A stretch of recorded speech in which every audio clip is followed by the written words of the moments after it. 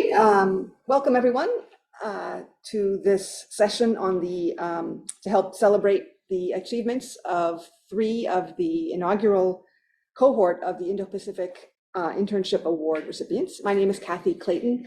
I'm chair of the Asian Studies Department at UH Mānoa, and I'm speaking to you because I am one of the kind of UH coordinators of the grant that has made this all possible. So I'd like to welcome all of you to today's session. I'd like to congratulate the 3 recipients of the internship from last summer, this internship award from last summer, and congratulate you on your achievements, about which I look forward to hearing much more today. So just by way of introduction, this program, the Indo-Pacific Internship Award program, is a joint initiative by a number of units in the College of Arts, Languages and Letters and the College of Social Sciences here at UH Mānoa. In particular, I'd like to actually call out and thank Dr. Ula Hasager and the Office of Civic Engagement in the College of Social Sciences, Foley Falsgraf, and the Center for Pacific Island Studies, Christy Govella, and the Center for Indo-Pacific Affairs, and the School of Pacific and Asian Studies, who've all been really instrumental in bringing this to fruition. The program was made possible by generous funding from Congress, thanks to the support of Senator Mazie Hirono. The Internship Award program is part of a larger initiative that aims to build on the deep expertise that UH Mānoa already has on Asia and the Pacific Islands, and to connect our students with career potentials across government, business, and nonprofit sectors. We deeply appreciate the support of Senator Hirono and her staff for our students and our university. We're also thankful to our inaugural cohort of internship partners. These local organizations agreed to share their time and expertise with our students, and we're grateful for the training they have provided. And we'll hear from some of them later on. They'll talk about the experience and then future opportunities. And then finally, thank you to all of you. Thanks to all of you for being here today to support these students and learn more about the opportunities available through the Indo-Pacific Affairs Internship Program. Thanks a lot. I'll turn it over to Christy. Thank you, Kathy. So my name is Christy Govella, and I'm the director of the Center for Indo-Pacific Affairs, which is a university-based think tank here at UH Mānoa focused on research related to the security of the region, included in both traditional security issues and non-traditional security, like things having to do with economics, climate, health, and other things. So the Center for Indo-Pacific Affairs was established in last fall, actually 2 falls ago now, it's about 1.5 years old, with the support of the same congressional funding that made the Indo-Pacific Affairs Internship Program possible. So I'd really like to join Kathy and everyone in thanking Senator Hirono and Congress for making these opportunities possible for our students and for her support of the Center for Indo-Pacific Affairs, the UH Mānoa, and of course, like the broader community. So just to say a few more words about the internship program, as Kathy mentioned, it's a collaborative effort by a number of different units. And very concretely, the program provides $4,000 stipends to support undergraduate and graduate students at UHM who are pursuing a number of different internships in Indo-Pacific affairs. There's a lot of awareness that internships are valuable, but they're often unpaid. So it can be really challenging for students to take up these opportunities while they're balancing their other needs in life. And so we're glad that we really can help them to bridge that gap and offer them the chance to work with these great organizations. So today we're going to begin by celebrating, as Kathy mentioned, 3 of the 6 students that make up our inaugural cohort of the award recipients. They'll share each a few of their reflections and experiences with their internship organizations, and then we'll have the opportunity to ask them a few questions. And after that, I'll actually say a few words about our 2024 program, which we're currently accepting applications for, and we'll invite our internship partners to tell us a little bit about their organizations and what they're looking for in the next exciting generation of interns. So at this point, I will invite our intern award recipients to come up and join me. And thank you, Kathy, again for the opening remarks. Thanks for having me. So Peter and Artinlee, please come up. And we'll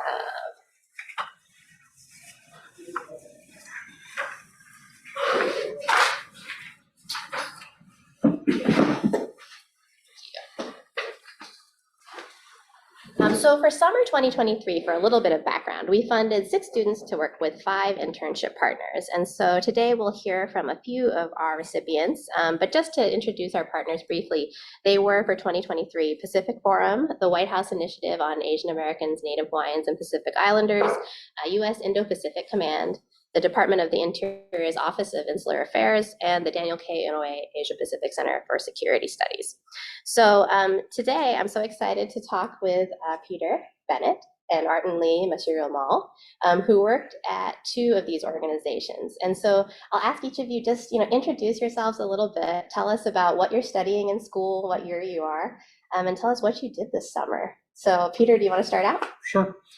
Hi, everyone. My name is Peter Bennett. I'm a second-year student in the Asian Studies Department.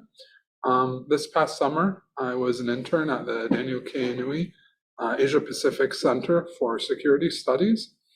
DKI APCSS is a place where military and civilian security practitioners come from all over the world to learn about security issues concerning the Asia-Pacific and the world.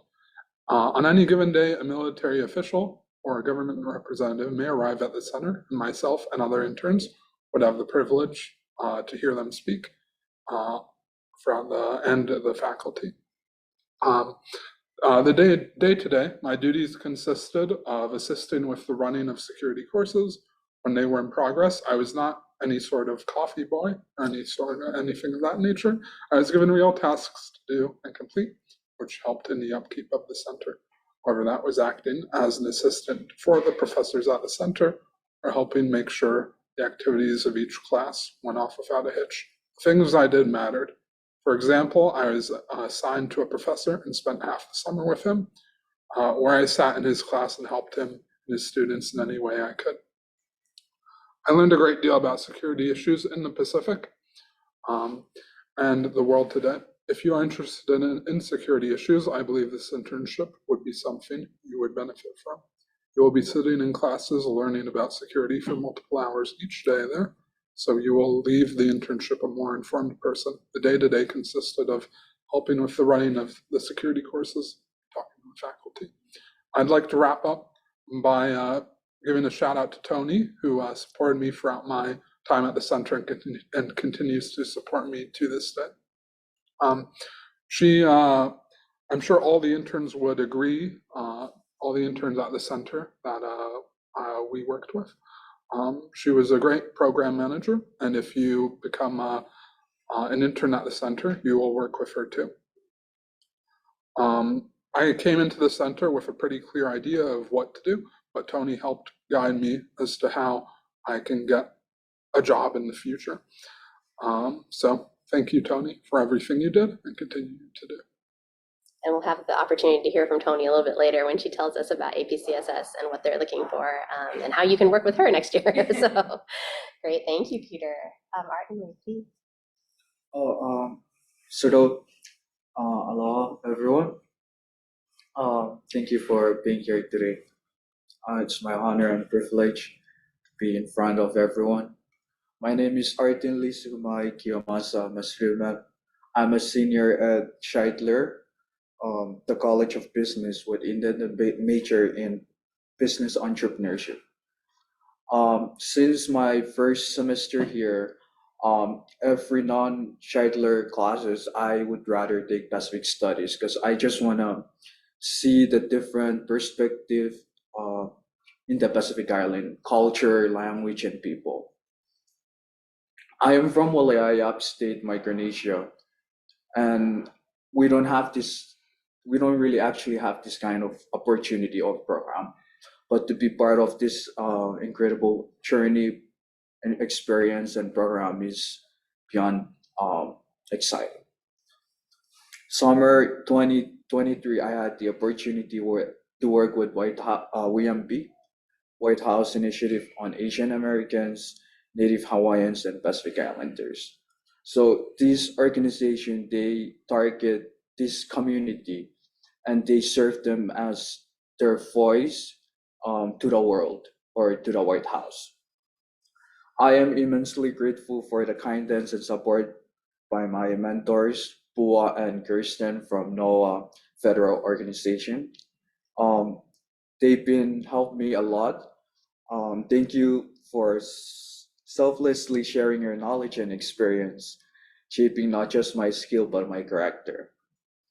I am truly fortunate to have such inspiring mentors. Your impact will resonate through my academic, personal, and professional journey.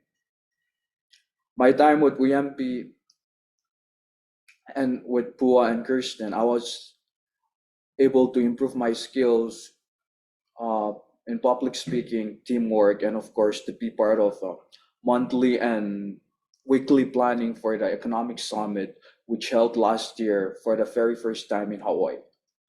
Um, to be part of the team that target the country or the group of islands in the Pacific Island, it bring me the aspect or just the knowledge to network with different people, and that's also one thing that that part of the internship you don't really actually expect to know what you're gonna do, but just to be network with different people and to build the relationship for your future professional career. um, I would say that I'm sorry. Beside that, I also work with working on guidance of indigenous language of the Carolinians, especially the one spoken in the outer island of Yap. So this project we put together to help these people from WHIAANHPI organization for their outreach. So if they're possible to go to this community or to this kind of people, they can actually know the proper way to say like greetings and those type of words. So that's also one thing that I did. Beside that, I also do data in Excel and records information from the meeting that we've been attending. Um, yeah, I guess that's all from me. Let's all continue to inspire each other and embrace the challenges ahead with courage and unity. Together, we can create a future filled with possibility. Ladies and gentlemen, mahalo. Thank you for your time. Thank you so much, Artinlee. I think this is a great example of the kinds of really diverse things you can do on internships, everything from working with security practitioners to working with language and data and really learning a lot about the region and also I think yourselves along the way. So that's really great. So at this point, we'll open up to questions from the online and in-person audience, but I wanted to start out with one question. For students who might want to work with your organizations next summer, is there any kind of advice you would give them or maybe something you had wished you'd known before you did your internship? I'll start us off, I guess, in terms of things I wish, in terms of things I wish I'd known. I was pretty well educated from the Center for Indo-Pacific Affairs and from Tony, so I don't really know if I could have learned anything else. But in terms of advice, I just say, go for it. You have nothing to lose and everything to gain, really. So I just say, apply for the internship. That's what I'd say. Going into things with an open mind is Yeah. often a very important thing, I think, and being adaptable, perhaps. So, Art, what do you think? My advice to to any applicants that would get the intern to get to work with WHIAANHPI, I would say just be yourself and enjoy the journey. Internship is not about everything that you're gonna do at the organization. It's about you get to learn or get to share what you have. And with WHIAANHPI, I feel like they really consider someone who's really in open communication, teamwork, or someone who really knows your identity, your culture, your people, and just know exactly like where you're from. because they really target those kind of community, and they really want to know more about your community and things that they can provide to help those community. Yeah. That's great. So you were also able to inform what they were doing and to offer Yeah. your own perspective. That's wonderful. So if anyone has any questions, please feel free to jump in at any time. But I think another thing that it would be good to know is that as much as internships are fun and exciting, they can sometimes be challenging. So what would you say was the most challenging thing that you encountered on your internship? Could be anything. I think for me, it's somewhat of a personal thing. I'm a pretty reserved person in general, so coming out of my shell was a bit challenging, but after some time and finding the courage to do so, I became more outgoing and started talking to those who I knew a bit less and got to learn from them more throughout my internship. That's great. I'm sure that will be useful in the future too. Yeah. Art, what do you think? For me, I would say being in a new environment, like I already say, we back home, we don't have this kind of opportunity. And being in a new environment, especially me as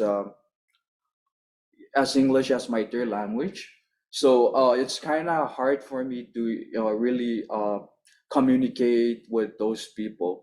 And at the same time, I was doing the internship and I was taking the session 1 and session 2 summer class. So I had to like work on my time to be in my classes and to work on the internship or attend the meeting at the same time. So I would take 2 laptop at the same time, and then I'll mute like one of it and then work with. So it was pretty challenging. It was my time management, and it was just the fact that everything is new to me. Yeah, thank you. Great. And maybe just one last question to wrap up. I mean, you talked about this already, but if you had to say what the most rewarding thing was about the internship, or maybe either it could be a favorite memory of yours, or maybe something that you feel like you can really take away in the future, as a result of this internship. I mean, for example, would you say that it changed the way that you think about jobs or anything like that? So could you share something with us just to kind of wrap up? For me, the most rewarding thing was since there's people from all over the world coming to the center, I got to meet people from countries who I never met people from before. So I got to meet a really diverse group of people. Like I'd meet people from Nepal, from Mongolia. I never met people from those countries before. So it was a really great experience getting to learn about so many diverse perspectives and so many perspectives I never thought of before, really. That's great. And all while staying in Honolulu. Yeah, all while staying in Honolulu. That's great. Art, what do you think? I kind of similar with Peter.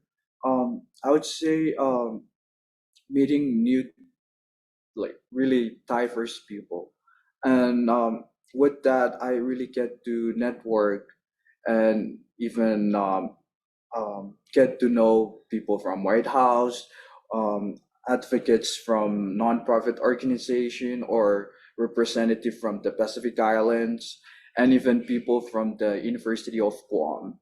So it was really something that I don't really expect, but it was really nice knowing different people, different culture, and it's just the fact that you can relate to many different people. And with that, I would say like with not only that, but I would say with my experience with the work that I did with WHIAANHPI, it's not only helped me, but it kind of opened me to um, my future career, where it's kind of open, like to show me the path that I'm going to right now. Because before I was thinking about like I'm gonna work in the government, gonna work in the government, but like right now I'm more into nonprofit organization that really doing outreach community and things like that. That's great. Well, again, we're so happy to have you too as part of the inaugural cohort, and it sounds like you had just amazing experiences over the summer. So please join me in giving a round of applause to our. Thank you.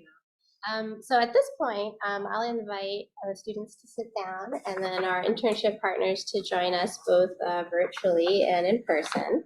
And while they do that transition, I will just say a few words about the 2024 internship program, which we are currently accepting applications for. So as I mentioned, this event has the dual goal of both celebrating our students and also encouraging people to apply for this experience next year. So we will have a number of, again, $4,000 stipends to support institutions that are offering internships for our students. The deadline is Tuesday, February 20. And if you are a UH Mānoa undergraduate or graduate student, you are eligible to apply no matter what major or program of study you are pursuing, and no previous experience is required. So really, if this sounds like something that you want to do, we really encourage you to just give it a try, as our students said, and just be open to it.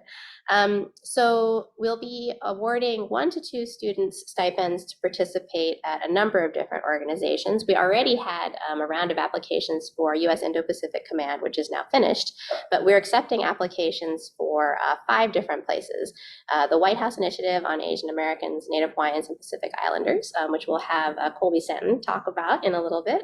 The Daniel K. Inouye Asia-Pacific Center for Security Studies, which Tony DeFonte is here to represent. And also there is Pacific Forum, which is a nonprofit foreign policy institute in Honolulu that looks at political, security, economic, and business issues in the region. The Department of the Interior's Office of Insular Affairs, which carries out administrative responsibilities related to the U.S. territories of Guam, American Samoa, the U.S. Virgin Islands, and the Commonwealth of the Northern Mariana Islands, and also administers and oversees federal assistance under the Compacts of Free Association to the Federated States of Micronesia, the Republic of the Marshall Islands, and the Republic of Palau. And also the Festival of Pacific Arts and Culture, FESPAC, the world's largest celebration of Indigenous Pacific Islanders, which draws artists, cultural practitioners, scholars, and officials from member nations of the Pacific community. And the partner for that internship will be the Pacific Islands Development Program at the East-West Center. So in order to apply for these organizations, it's much simpler than it sounds. You just need to apply through one easy form and check which organizations you're interested in. And it's as easy as submitting a resume and a cover letter for most of them. And if you're here in person, we have flyers in the back of the room for folks, and we'll also put a link to our website for the online audience. So we're so happy to have here today representatives, again, from the White House Initiative on Asian Americans, Native Hawaiians, and Pacific Islanders, and the Daniel K. Inouye Center for Security Studies. So perhaps we could start with you, Tony. Sure. Tony, introduce yourself a little bit. I think Peter already did a wonderful job of introducing you, but tell us about who you are and what you do at APCSS. Absolutely. Well, good morning, everybody. I am Tony DeFonte. I'm the Volunteer Programs Manager at the Daniel K. Inouye Asia-Pacific Center for Security Studies. My job there is to recruit, manage, and mentor cohorts of interns for the fall, spring, and the summer sessions. So as Peter had alluded to in his speakings, here at APCSS, we are one of 6 regional centers for the Department of Defense. Our area of responsibility is the Indo-Pacific. So for those of you who are new to looking at the Indo-Pacific, imagine Bollywood to Hollywood, penguins to polar bears. If you're in the circle of those 4 areas, you're going to be dealing with the topics that we're working on. We focus on educating, connecting, and empowering security practitioners from across all those countries and multiple fields. So yes, we have persons from the military, police departments, departments of states, their Department of State or Ministry of State, and other government organizations, as well as NGOs, nonprofits, journalists, anyone who's really working these issues. And so our program is designed to provide an opportunity for college students, undergraduate, graduate, and for those who are graduating, recent college graduates, to come and join our program and get hands-on experience. As Peter alluded to, you're not getting other people's coffee. Unless you need coffee for the morning, you're welcome to go and get it. My focus is to put you all in the room. So when we have the commander of Indo-Pacific Command come down and give a presentation or talk, or wants to get a better sense of what's going on with the PRC and this issue on this topic and gets a briefing from our faculty, you're in the room with him. When we run a course, we have 3 different ones. 2 one-weekers, 1 5.5-week long course. We bring in about 120 participants from across the Indo-Pacific and all those countries. We break them down to 8 or 9 seminars with about 12 of them, and you're put in there with a faculty member to help guide the discussions and presentations that they've heard earlier that day. We cover everything from your traditional security, maritime security, air security, to climate security, economic security. We're looking at cryptocurrencies, we're looking at cyber, we're looking at disinformation and information campaigns. If you can think of it and it's related to the region, we're talking about it, we're discussing it. We're very excited to say that we have broadened out to a total of 5 internship programs now at APCSS. We have our standard, which is the College of Security Studies, which is the one Peter spoke to. We also have one with our Public Affairs Department. So if you want to see how we communicate these issues, how we engage with the public and other institutions, how do we partner on our workshops when the White House says, look, you got to go do this thing on illegal, unregulated, unreported phishing, then how do we communicate? How do we get the teams building together? How do we do all the pieces? For those of you who are ROTC or have clearance, there's the cybersecurity, which puts you right in the heart of doing the cybersecurity. Because we're DoD, there's a lot of persons who are interested in what we do and how we do it. And although we're unclassified, a lot of persons try to get into our networks, and we just kind of counter that the best that we can. And then for those who are interested, we have a library. So we have a library services internship program now that we're partnering with UH with in the Library Sciences Department. All opportunities will provide you a chance to come into the center and get to know it. And part of what connects everyone together is the What's Next program. The What's Next program is designed to give you an opportunity to start thinking strategically about your future. When you leave us, your chances are you won't have that dream job. It's usually pretty far off in your future. But by the time you've left us, you have an idea of how to start working towards that career, how to get to that point, what are the requirements. Do you need to consider grad school, other jobs, other fellowships?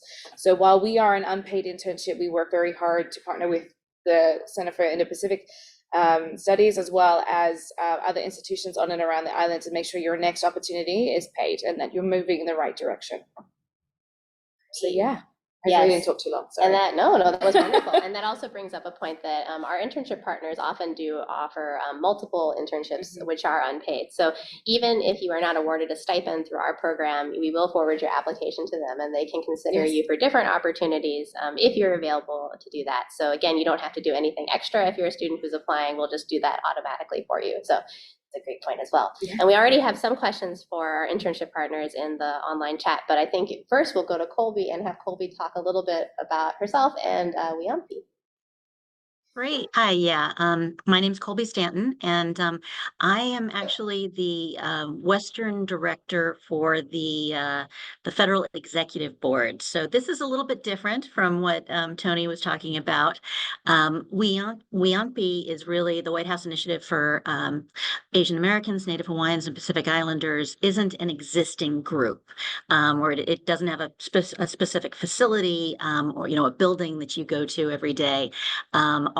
Our programs are really about, as Art was saying, trying to do things that would benefit the community at large. And then with the Federal Executive Board, our mission, we're actually part of OPM, but the federal executive boards across the country basically support the federal agencies in areas where either their missions overlap or they have overlapping needs. And in the whole Honolulu Pacific area, recruitment is a huge issue. Trying to build a workforce that really understands and looks like the community at large here is something that all of the federal agencies value but have struggled with. And so what we're really looking for this year through the internship process is to find someone who could work with us to help us better understand how to reach out to the community, the Asian American, Native Hawaiian, and Pacific Islanders community, but also then just the local community in Hawaii. We're trying to understand how the federal government is viewed as a potential employer, get a better understanding of where students are, and then ideally after a series of unstructured interviews, we would love to have the student help us develop an outreach program. We have been for the last year or two working towards the development of webinars, LinkedIn sites. And I have to be honest, no one in our group is currently of an age that understands where college students can be reached most effectively.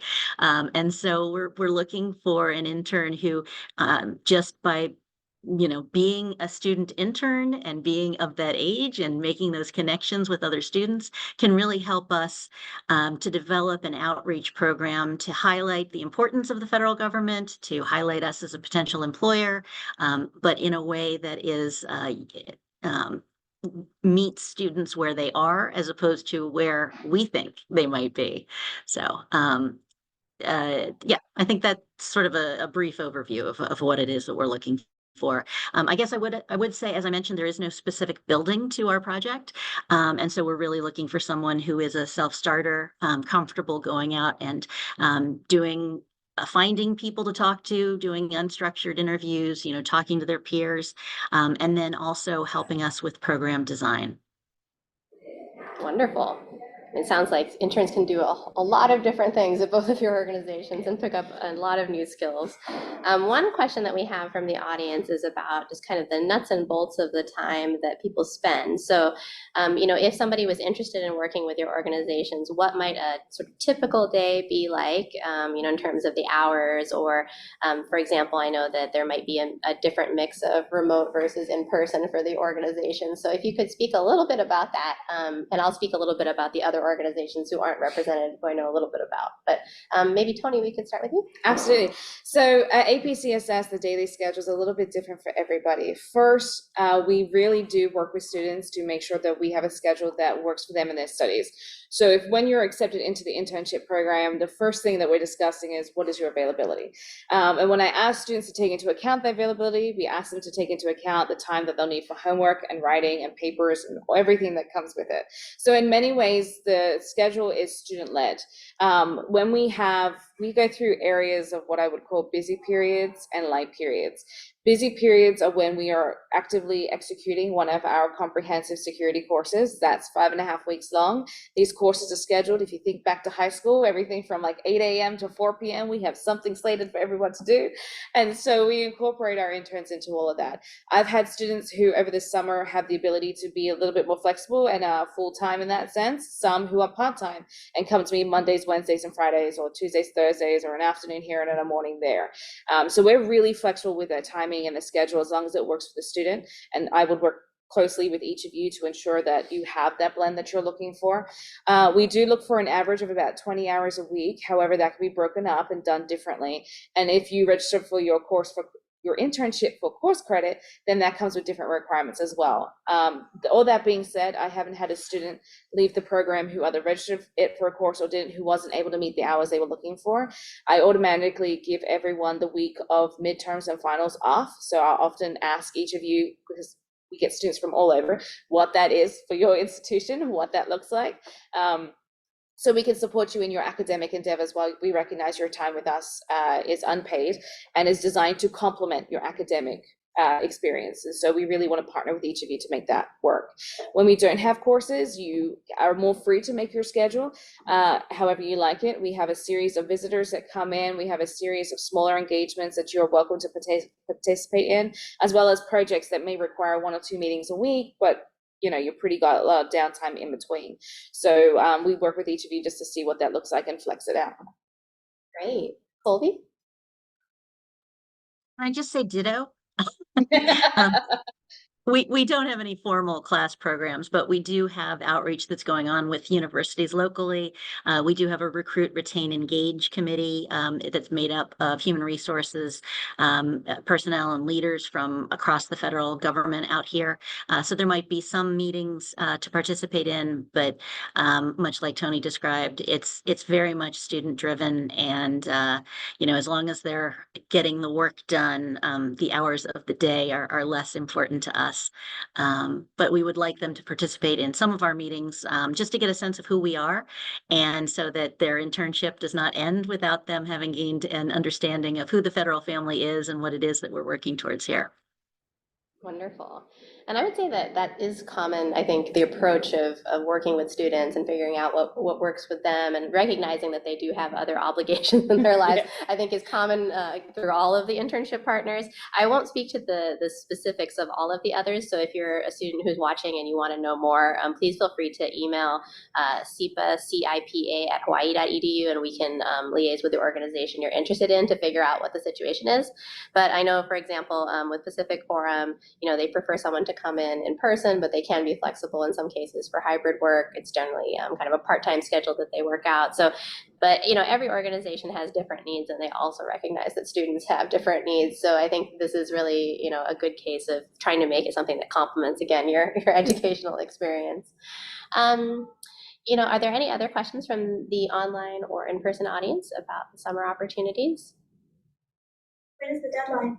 So the deadline for applying for funding is Tuesday, February 20 at 11:59 p.m. Hawaiian Standard Time. And so again, we will go through the work of sorting out the applications, and we will let our organization partners know about your application. If you aren't selected for a paid opportunity with UH, we will also forward extra applications to them. And if they have opportunities and you're able to do something that's unpaid, you'll also be considered. One question that's been coming up a lot online is about graduation dates. So in order to receive funding, you do need to be a continuing student, which means that you cannot graduate this semester. However, you may be eligible for internships at these organizations, even if you have graduated. So in that case, again, we will, keep your application and forward your materials. But it's difficult for us to pay people who aren't students because there are student stipends. So, but that has come up a few times. But essentially, if you email us and if you apply, we'll figure out, what makes the most sense for your situation and try to make sure that we connect you with someone who can help you further your professional goals. So, when in doubt, just apply, and we will talk to you more then.